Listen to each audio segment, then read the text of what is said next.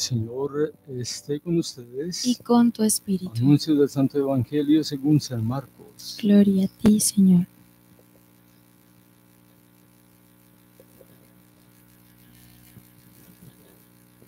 En aquel tiempo, Jesús se marchó a Judea y a la Transjordania. Otra vez se le fue reuniendo gente por el camino y según su costumbre les enseñaba. Acercándose unos fariseos le preguntan para ponerlo a prueba: ¿le es lícito al hombre repudiar a su mujer? Él les replicó: ¿qué les ha mandado Moisés? Contestaron: Moisés permitió escribir el acta de divorcio y repudiarla. Jesús les dijo: por la dureza de vuestro corazón dejó escrito Moisés este precepto. Pero al principio de la creación no fue así.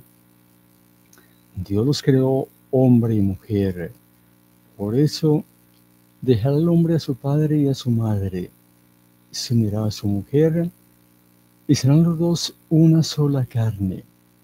De modo que ya no son dos, sino una sola carne. Pues lo que Dios ha unido, que no lo separe el hombre. En casa los discípulos volvieron a preguntarle sobre lo mismo.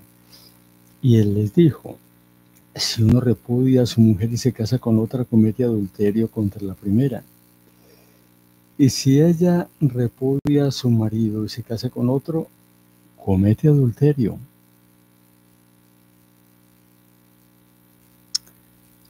Palabra del Señor.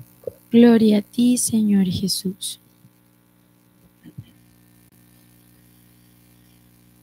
Muy amados hermanos, qué hermosa esa lectura del libro del Eclesiástico que habla de la amistad.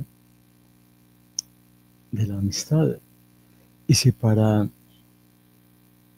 tener una verdadera amistad, un verdadero amigo o una verdadera amiga, dice el Señor que no sea a la ligera.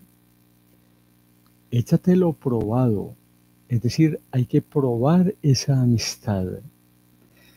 Para una amistad, pues mucho más para quien está pensando encontrar un matrimonio, en establecer una unión matrimonial que debe ser duradera hasta que la muerte los separe.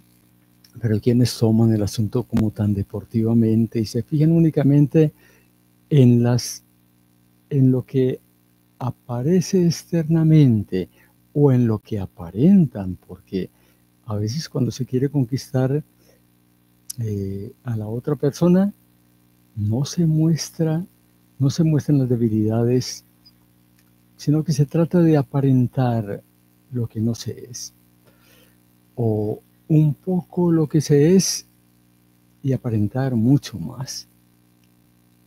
Es necesario pues conocer. El noviazgo es muy importante. Hay matrimonios que empiezan mal desde el noviazgo. ¿Y cómo se conoce a la otra persona? Pues hay que observar a la otra persona. Cuando se dice que en la mesa y en el juego se conoce al caballero, pues en la mesa y en el juego y en todo hay que conocer a la otra persona. Y en el hablar, porque dice el Señor: de la abundancia del corazón hablan los labios. En el hablar. Y en todo caso, si una persona dice, está buscando a alguien para novio o para novia según el caso, y si esa persona dijere que no cree en Dios, pues ya se sabe que no sirve. Y si esa persona dijere que es de otra confesión religiosa, aunque sea cristiana no católica, pues no sirve, terminará mal. E ir conociendo a la persona. A veces hay taras, fallas, limitaciones, dificultades que se pueden ir sobrellevando y corregir, pero hay otras que es mejor descartar desde el principio. Una persona que está bajo una adicción o que la tuvo pero que la superó y que queda una duda de volver a caer, reincidirá en ese problema, en ese vicio, no solamente en el vicio de consumir unas sustancias, sino otra clase de vicios. Hay que pues estar muy atentos, abrir bien los ojitos. Cuando se dice que el amor es ciego, no es que el amor sea ciego, sino que hay personas que se enamoran y parece que tuvieran una ceguera. No son capaces de ver las limitaciones, las dificultades, aquello que no se podría probar en otra persona. Los defectos, hay unos defectos que se podrían tolerar, pero hay defectos que no se pueden tolerar. Hombre y mujer los creó, dice la palabra del Señor, dice Jesús. Eso vale para hablar también del problema que hay en este tiempo en algunas personas del homosexualismo. No existen sino dos sexos, hombre y mujer. Lo otro es un invento del maligno, es algo que se aprendió fruto del pecado, así sea una víctima inocente, fruto del pecado de otro. O como algunas personas que llegan a decir y a pensar, se habla ahora de la disforia. La disforia es otra desviación. La persona entonces dice que vive en un cuerpo ajeno y que se siente esclava o prisionero o prisionera en un cuerpo ajeno porque se siente hombre y tiene cuerpo de mujer, o porque se siente mujer y tiene cuerpo de varón. Otra dificultad.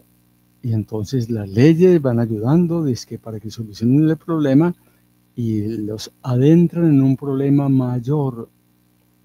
Hay que tener en cuenta la palabra del Señor. Dice Jesús, me diste un cuerpo, ¿y qué he de decir, Señor? Aquí estoy, Señor, para hacer tu voluntad. La mayoría de las veces es que la persona, ayudado también por el ambiente social, piensa y se cree que tiene un cuerpo ajeno y se mete esa mentira y empieza a sentirse como lo contrario de lo que es su cuerpo. Pero ese tampoco es el tema de hoy. El tema de hoy es el matrimonio.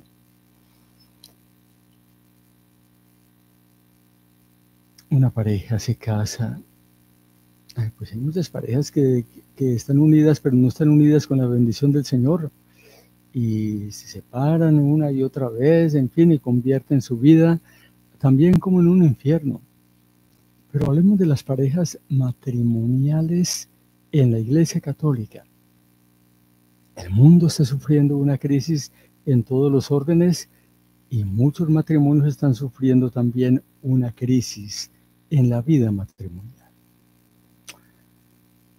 Fueron al templo, pidieron la bendición del Señor, después de hacer pues todos los requisitos, cumplirlos, pero fueron al templo. Algunas de esas parejas o muchas de esas parejas o entre esas parejas ni siquiera se confesaron para recibir el sacramento del matrimonio y para recibir el sacramento de la Eucaristía, a Jesús vivo. Ni siquiera se confesaron. No pregunta en el confesionario, cuando te casaste, ¿te confesaste? No. Muchas de esas personas dicen no, o dicen me confesé mal. Todo fue muy rápido. A veces el sacerdote tampoco pregunta, ¿ya se confesaron? Yo les conté alguna vez, cuando hace ya varias décadas no tenía parroquia, ayudaba en una parroquia. Me pedían que celebrara matrimonios en diferentes parroquias.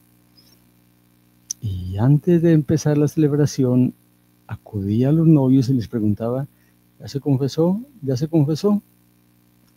De 10 parejas, 8 no se habían confesado. Eso es escandaloso. Empezó mal y termina mal. Les decía, pues bien, se van a confesar y los llamaba de a uno y les ayudaba a hacer una buena confesión porque parece que tampoco se habían preparado para la confesión. Bueno, Dios bendice a la pareja matrimonial del hombre y la mujer. Y bendice a esa pareja para que le alaben y le glorifiquen con su forma de vivir. Y para que cercanos a Dios, esa barca del amor que se lanza como a una navegación por alta mar, unidos a Dios, sabrán sortear las dificultades que van a aparecer, porque habrá tempestades, pero van con Dios. Pero empiezan a aparecer las dificultades, y si no son personas de fe, de oración, de Eucaristía, cercanas a Dios y a la Virgen María, entonces aparece la crisis. El trabajo, las preocupaciones, las ocupaciones, los hijos, empiezan las dificultades, las palabras altisonantes, y aparece la tentación. El espíritu del mal, como el mejor vendedor del mundo, aparece en el momento como más oportuno, haciéndole creer a la persona que tiene lo que necesita. Y la solución que plantea será una ruptura matrimonial o le presenta otra posibilidad de enamoramiento. Le llaman rehacer la vida. Tengo derecho a rehacer la vida. Y lo que hacen es arruinar la vida definitivamente. Y los hijos, víctimas de todo aquello. ¿No escucharon a Jesús? Jesús sigue gritando hoy y en todo tiempo sigue gritando: venid a mí todos los que estáis cansados y agobiados, que yo os aliviaré. Cansados y agobiados, con angustia, tristeza, ansiedad, estrés, depresión. Si hay un poquito de amor, una chispita de amor, digamos que en un fogón, un tizón medio encendido, con eso es suficiente para encender nuevamente la llama del amor. Si lo que hay es unas cenizas frías, será muy difícil, aunque Dios todo lo puede. Entonces vienen las rupturas matrimoniales, que se están dando ahora por igual. Matrimonio civil y matrimonios católicos, las separaciones son en número igual. El Señor lloraba contemplando a Jerusalén y llora contemplando hoy a parejas matrimoniales que quieren destruir la relación. Y ese llanto es acompañado de una expresión: si al menos ahora supieran, conocieran lo que conduce a la paz, si al menos ahora supieran lo que conduce a la paz. No volvieron a orar, no se volvieron a confesar. Dejaron la devoción a la Virgen María, dejaron la Eucaristía. La lectura de la palabra del Señor, todo quedó abandonado. Hay que hacer de nuevo del hogar un santuario. Recuerdo a la madre Elvira, fundadora de una comunidad recientemente fundada, tendrá, no sé, 30 años tal vez. La madre Elvira, fundadora de una comunidad religiosa masculina y femenina. Hay una comunidad masculina y otra femenina. Masculina de sacerdotes y de religiosas. Dios le comunicó, le hizo entender, siendo ella de otra comunidad, que debía retirarse para fundar una comunidad encargada de la rehabilitación de personas que habían caído en adicciones o que estuviesen muy fracturadas emocionalmente, muy heridas emocionalmente. Ella lo entendió y se retiró, y lo entendió con tanta claridad que abandonó la otra comunidad y fundó una comunidad, Cenáculos de la Virgen María. Empezó en Italia, pero llevó a un grupo de estos jóvenes. Muchos de ellos estaban en lo más hondo de las drogas. Los llevó a una peregrinación a Medjugorje, en Bosnia. No queda tan lejos de Italia, pero hay que atravesar 2 países. Y observaba que en ese lugar los jóvenes estaban más tranquilos, más serenos. Y concluyó: esto es un santuario. Medjugorje es un santuario. Entonces fundó allá la casa de rehabilitación para ellos. Pero luego entendió, ella pensaba que tenía que fundar únicamente una comunidad. Eran 50. 50 personas admite la comunidad en rehabilitación, y a medida que se van rehabilitando sin fármacos, con oración, con trabajo, un poco sacrificado, con cantos, coreografía para Dios, para la Virgen María, alguna recreación, a medida que se van rehabilitando, que es un proceso de años. Algunos están 6 años, otros 5, otros un poco menos, pero salen verdaderamente rehabilitados. Y los que reinciden, pues no sé, de algunos que hayan hecho el proceso completo y que hayan reincidido, entonces entendió que Dios le decía: tienes que fundar otro, pero en otro país, y en otro país, y en otro país. Ya son como 65 hogares en los diferentes continentes, pero asociando aquella experiencia de ver que Medjugorje era como un santuario, entonces se concluye que debía hacer de cada hogar, independientemente del país que fuera, un santuario donde se ora, donde las personas purifican su corazón, donde se perdonan.